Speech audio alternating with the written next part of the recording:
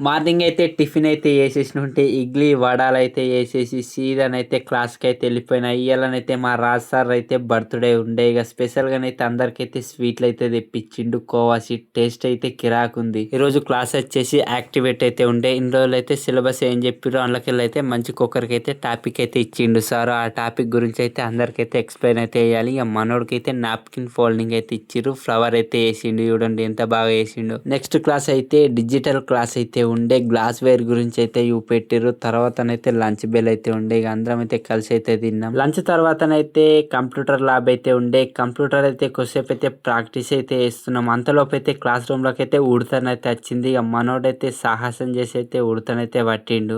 ఉడత ఎంత బాగుంది. ఇక ఇడిసబెట్ట బుద్ధి అయితే కాలేదు మనోడికైతే. అట్లిట్లనైతే ఇడిసబెడదామనే లోపైతే అదైతే బస్ కిందనైతే వచ్చి ఉరికింది. సాయంత్రం అయితే టైం అయితే అయిపోయింది. బయోమెట్రిక్ అయితే వేసేసి మీ సార్ బర్త్డేనైతే ఇక అందరం కలిసి అయితే సెలబ్రేషన్ అయితే చేస్తున్నాం. ఫోటోలు అయితే దిగేసి కేక్ అయితే మంచి గింతనైతే తినేసి ఉంటే ఈ రోజు వ్లాగ్ ఇంతే. నెక్స్ట్ వ్లాగ్ లో మళ్ళీ కలుద్దాం.